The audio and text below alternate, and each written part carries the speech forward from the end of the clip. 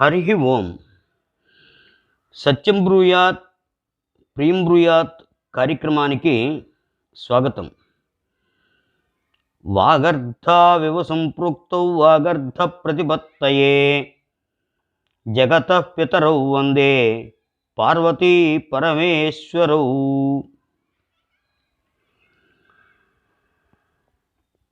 స్కాంద పురాణం సరళ అనువాదంలో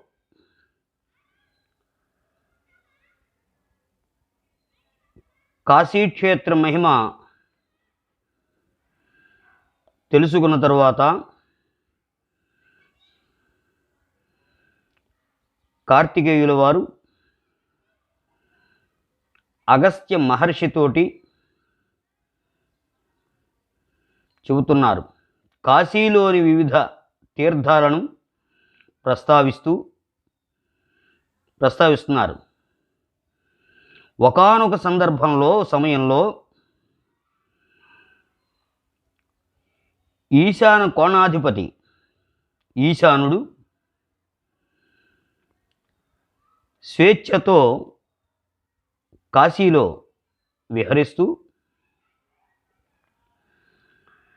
విశ్వనాథ జ్యోతిర్మయ లింగాన్ని దర్శించడం జరిగింది.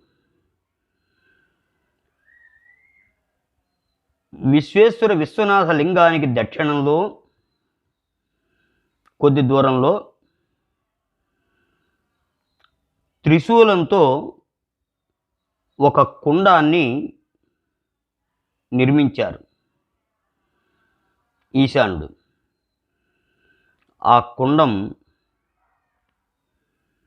జ్ఞానోద నామంతో ప్రసిద్ధి పొందింది. అదే ఆ కుండమే జ్ఞానవాపి తీర్థం కూడా. ఆ కుండంలో స్నానం వలన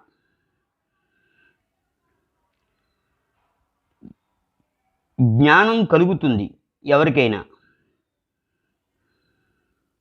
ఆ కుండాన్నే జ్ఞానతీర్థమని, తారకాతీర్థమని,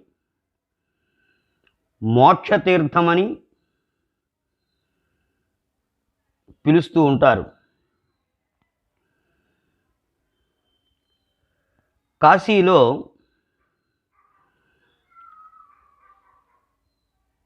హరిస్వామి నామంతో ఒక బ్రాహ్మణుడు ఉండేవాడు. హరిస్వామి. ఆయనకి ఒక కూతురు, అనుపమ సుందరి శీలవతి. కళల్లో నైపుణ్యాన్ని సంపాదించింది.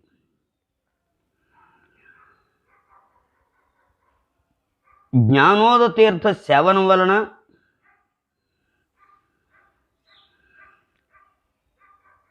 సుశీల అయినటువంటి కుమారి అయినటువంటి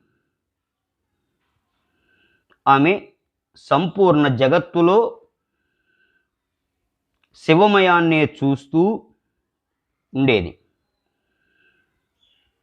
ఒకరోజు తన గృహం ఇంటి ఆరుబయట అరుగు మీద నిద్రిస్తోంది. ఆ సమయంలో విహరిస్తున్నటువంటి ఒక విద్యాధర లోకానికి సంబంధించిన వాడు ఆమె రూప వైభవం చేత మోహితుడై ఆమెను అపహరించాడు. ఆకాశ మార్గంలో ఆ విద్యాధరుడు మలయ పర్వతం వైపు ఈమెను తీసుకువెళ్ళాలనుకున్నాడు. అటువైపుగా వెళుతుంటే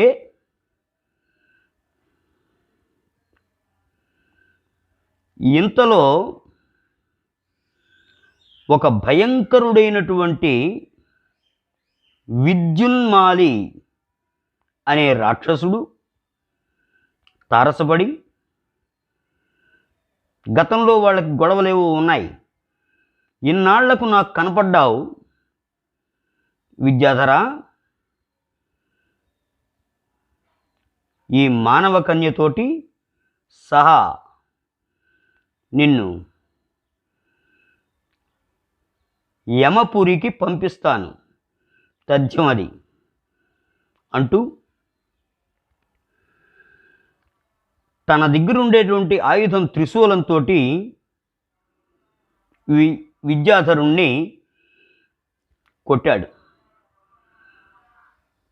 విద్యాధరుడు కూడా సామాన్యుడు కాదు, బలవంతుడే. అందుచేత ఆ త్రిశూలపు ఘాతాన్ని సహిస్తున్నటువంటి వాడై సహిస్తూనే ఆ రాక్షసుణ్ణి తిరిగి కొట్టాడు. ఈ విద్యాధరుడు కొట్టినటువంటి దెబ్బకి ఆ రాక్షసుడు ఒక్కసారిగా భూమి మీద పడ్డాడు. ఈ త్రిశూలపు ఘాతానికి అంతవరకు సహించినటువంటి ఆ విద్యాధరుడు వీరమరణం పొందాడు. ఆ సుశీల అపహరించబడినదే అయినప్పటికీ అపహరించినటువంటి ఆ విద్యాధరుణ్ణే పతిగా భావించి ఆ కన్య, ఆ సుశీల తనని తాను దహనపరుచుకుంది, భస్మమైపోయింది. సుశీల, విద్యాధరులు ఒకరికొకరు స్మరించుకుంటూ మృత్యు సమయంలో, మృత్యుకాలంలో మరణించినటువంటి కారణంగా వారిద్దరూ పునర్జన్మలు ఎత్తారు. విద్యాధరుడు మలయకేతు మహారాజు పుత్రుడైనటువంటి మాల్యకేతుగా, ఈ సుశీల కర్ణాటక దేశంలోని కళావతి అనే పేరుతోనూ జన్మించారు. వీరికి వివాహ సమయం ఆసన్నమైంది. దైవఘటన అంటే ఇది. దైవఘటన ఉన్న కారణంగా వీరి పెద్దలు మాల్యకేతుకు, కళావతికి అందరి సంతోషంతో వివాహం చేశారు. వారికి 3 సంతానం కలిగారు. ఒకనాడు ఒక చిత్రకారుడు మాల్యకేతు దగ్గరకు వచ్చాడు. వచ్చి ఒక విచిత్రమైన చిత్రపటాన్ని చూపించాడు. అది, ఆ చిత్రపటం చాలా విచిత్రంగా ఉంది. అది దానిని మాల్యకేతు భార్య కళావతికి చూపించాడు. ఆ విచిత్ర చిత్రపటాన్ని చూడగానే కళావతి ఒక్కసారిగా గగుర్పాటుకు లోనైంది. విచిత్ర చిత్రపటం చేతిలోంచి జారిపోయింది. జారి కింద పడింది. ఆ కళావతి మూర్ఛపోయింది ఆ విచిత్ర చిత్రపటాన్ని చూడగానే. ఉపచారాలు చేశారు పక్కనున్న వాళ్ళందరూ.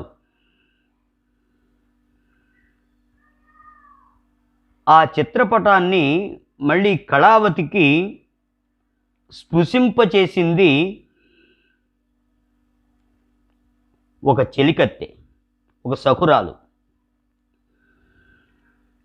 చిత్రపట స్పర్శతో తిరిగి తేరుకున్నది కళావతి. ఏమైందని అడిగారు అక్కడ ఉన్నవారందరూ.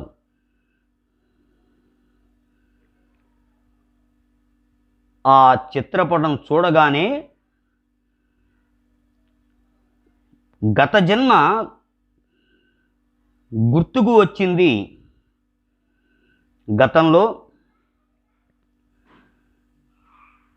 కాశీలో తాను తిరిగినటువంటి తీర్థాలన్నీ దానిలో కనపడ్డాయి. జ్ఞానవాపి తటం దగ్గర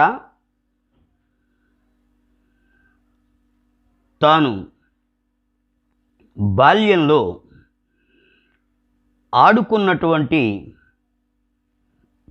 అవన్నీ కూడా గుర్తుకు వచ్చాయి. ఆ జ్ఞానవాపి తటం ఆ చిత్రపటంలో కళావతికి కనపడింది. విశ్వనాథ మందిరం, అన్ని తీర్థాలు అన్నీ ఒక్కసారిగా గుర్తుకు వచ్చాయి. భర్త మాల్యకేతు భార్య కళావతిని అడిగాడు, ఏమిటి నీ కోరిక? కాశీ వెళ్ళాలని చెప్పింది కళావతి. తమ పుత్రుణ్ణి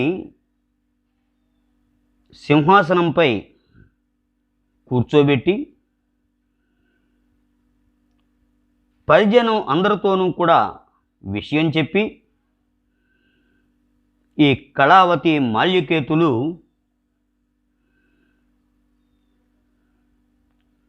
కాశీకి పయనమయ్యారు, వెళ్ళారు. కాశీలోని తీర్థాలన్నీ తిరిగారు.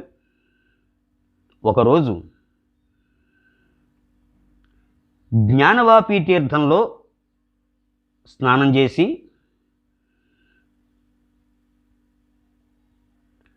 అక్కడే కూర్చున్నారు కాసేపు. ఇంతలో ఒక జటాధారి వారి దగ్గరకు, మాల్యకేతు కళావతి దగ్గరకు వచ్చి విభూదిని ఇస్తూ ఆ జటాధారి అన్నాడు, మరుక్షణంలో మీకు ముక్తి లభిస్తుంది అని. అలా అన్నాడో లేదో వారికి సంపూర్ణ జ్ఞానోదయమైంది. ఒక విమానం ఒకటి అక్కడికి వచ్చింది. ఆ విమానం మీద వీళ్ళు శివధామాన్ని చేరుకున్నారు. ఇది జ్ఞానవాపి మహిమ. గంగా సహస్రనామ స్తోత్రంలో మరికొన్ని శ్లోకాలని స్మరిద్దాం. ఖండిత ప్రణతా గౌఘా కలబుద్ధి వినాశిని ఖాతైన కంద సందోహా ఖడ్గఖట్వాంగ కేటిని కర సంతాప శమని ఖని పీయూషపాదసాం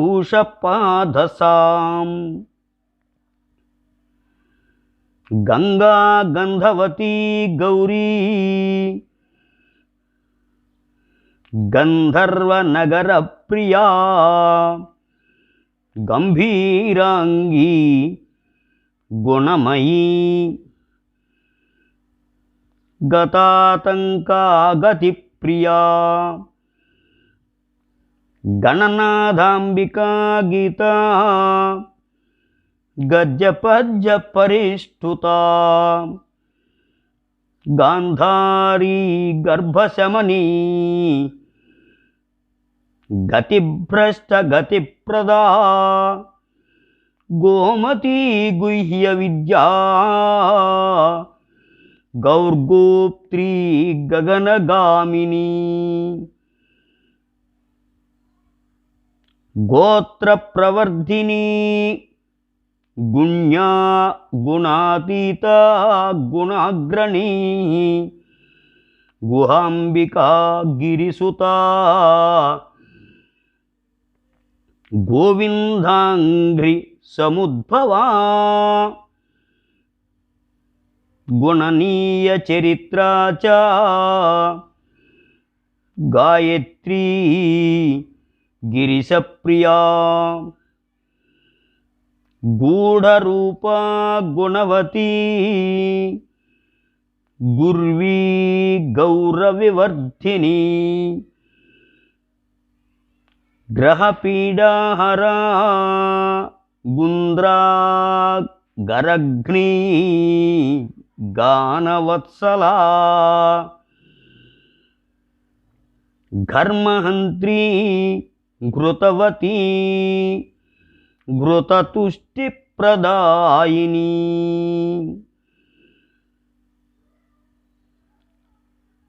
ఘంటారవప్రియా ఘోరా ఘౌఘ విధ్వంసకారిణీ ఘ్రాణతుష్టికరీ ఘోషా ఘనానంద ఘనప్రియా